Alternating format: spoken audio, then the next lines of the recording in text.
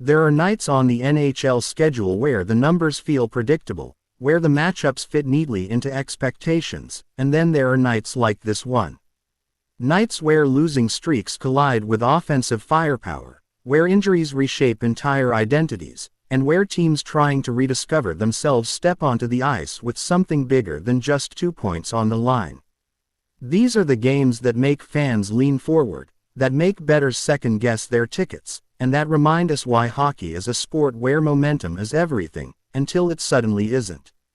Today, we're diving into 4 matchups that blend desperation, dominance, and a whole lot of unanswered questions, starting in Stockholm with a Predators team trying to claw its way out of the darkness. The Nashville Predators find themselves staring at a 5-game losing streak, their confidence wobbling and their identity stretched thin as they travel to Avicii Arena to take on the Pittsburgh Penguins. Nashville's 5-9-4 record tells the story of a team struggling to hang on near the bottom of the league, but the recent slide paints an even clearer picture.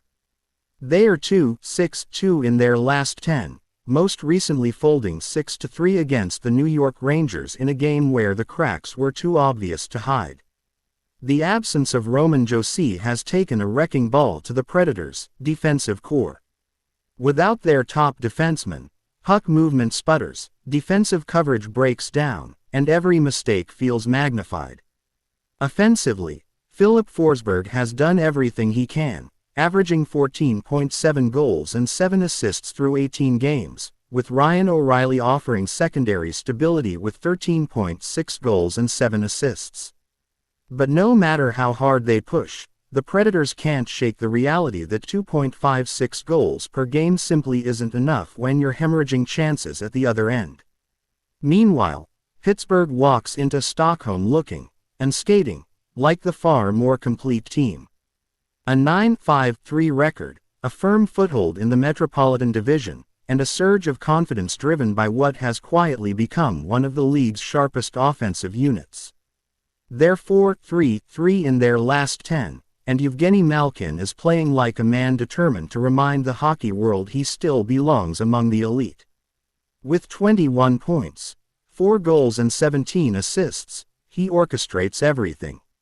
Sidney Crosby leads the team with 11 goals, sitting right behind Malkin with 20 points, and Pittsburgh's 3.35 goals per game ranks 7th in the NHL, a number that tells the story of just how dangerous they've become.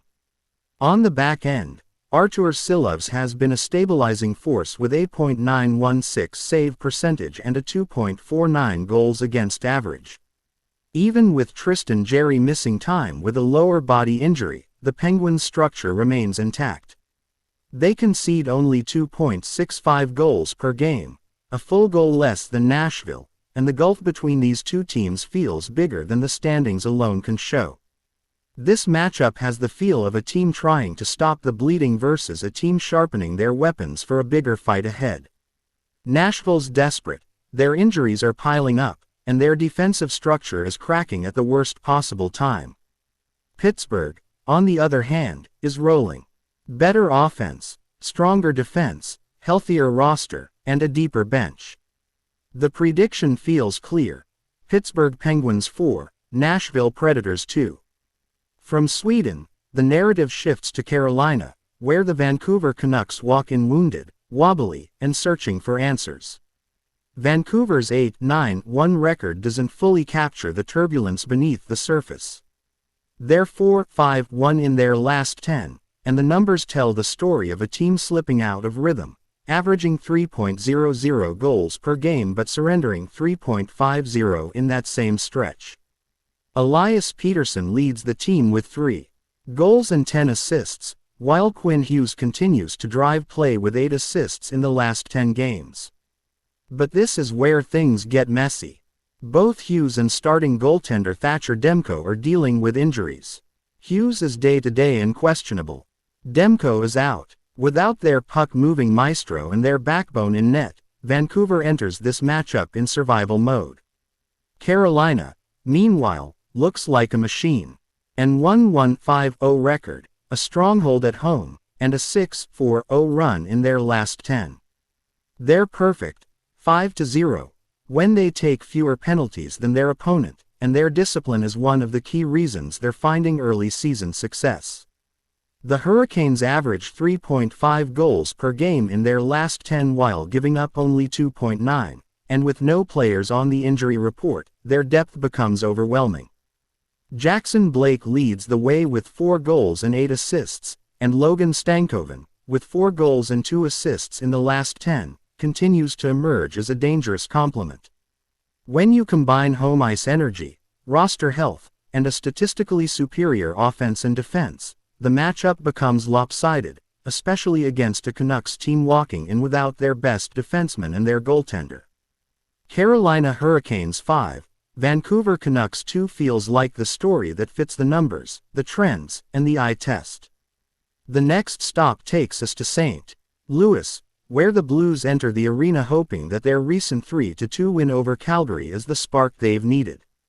With a 6-8-3 record and a frustrating 3-7 run in their last 10, the Blues are battling inconsistency on both ends of the ice. Jake Neighbors leads the team with 6 goals, but the real issue isn't scoring, it's the defense. Allowing 3.76 goals per game is the definition of unsustainable, ranking 31st in the NHL. Add to that a penalty kill operating at just 70.45% and the cracks in the foundation become impossible to ignore. Philadelphia arrives with a steadier presence, even after dropping a tight overtime game to the Edmonton Oilers. At 8-5-3, the Flyers are in a much stronger position and carry a defensive identity that travels well. They're 4-2-1 in their last 7 road games against St. Louis, and Travis Konechny continues to drive the offense with 14 points, 5 goals and 9 assists. Goaltender Dan Vladar has been excellent, stopping 53 of 56 shots over his last 2 starts and turning aside 30 in his most recent outing. The Flyers allow just 2.56 goals per game, 3rd in the NHL, and their penalty kill sits at an elite 88.68%. When the game tightens, when mistakes become costly, and when execution matters most, Philadelphia thrives. St. Louis has been feisty at home, but their defensive issues are too glaring and the Flyers' consistency too strong. The edge goes to the team that plays cleaner, defends better, and shines when the moment narrows.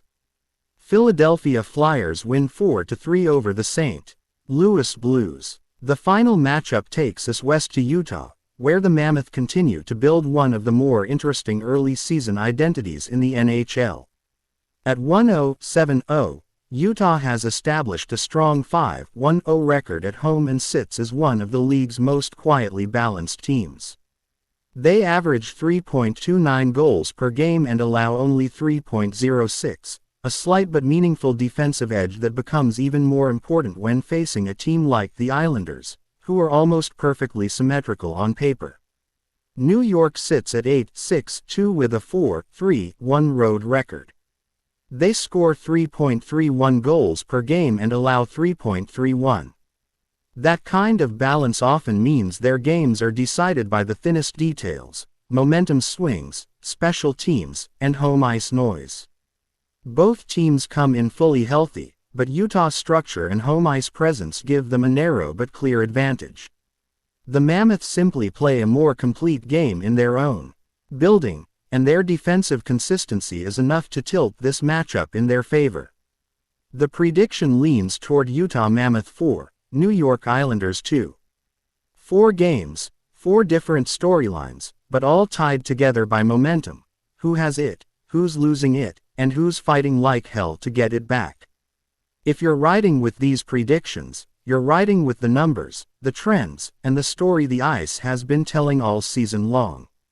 If you enjoyed this breakdown and want more deep dive NHL storytelling, betting angles, and data-driven predictions just like this, make sure you hit that subscribe button, tap the notification bell so you never miss an update, and drop a comment with the game you're watching tonight. This is Beyond the Box Score, and I'll catch you in the next one.